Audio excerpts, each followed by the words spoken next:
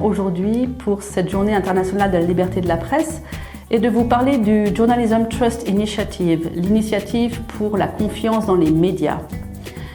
Rien que dans le titre, il y a deux mots qui sont très importants pour la Fondation Hirondelle, le journalisme et la confiance. La confiance, c'est une denrée très rare qui ne se décrète pas. Elle se construit par le professionnalisme, par la rigueur. Ce sont les auditeurs, les auditrices et tous les téléspectateurs qui nous la donnent.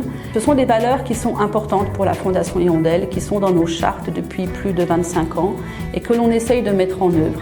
C'est pourquoi le studio Kalangu, qui a suivi le processus de certification de la Journalism Trust Initiative, a réussi parce que depuis sa création, nous appliquons les règles de transparence sur le financement du média, sur sa propriété, et nous appliquons également les règles professionnelles et déontologiques sur le traitement éditorial de l'information.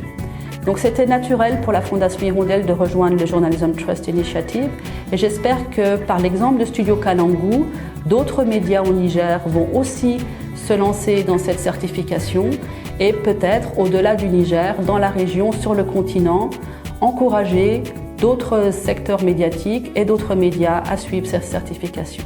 Aujourd'hui, je suis fier parce que ça ne m'a pas contredit. Au contraire, ça a conforté mes convictions individuelles d'abord, mais en tant que président du Conseil supérieur de la communication.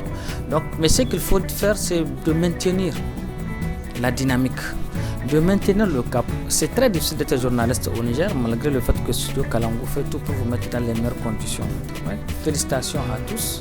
Et ça tombe bien à une journée internationale de la liberté de la presse que nous nous retrouvons tous ensemble pour célébrer cette distinction. C'est une grande satisfaction qui nous anime à travers ce témoignage de satisfaction.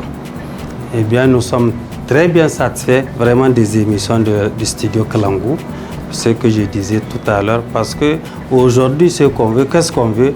Il nous faut des émissions de sensibilisation pour que les gens comprennent, pour une ouverture d'esprit, pour aller dans le respect des textes, pour aller dans le respect de l'autonomisation des femmes, aux jeunes d'apprendre les métiers.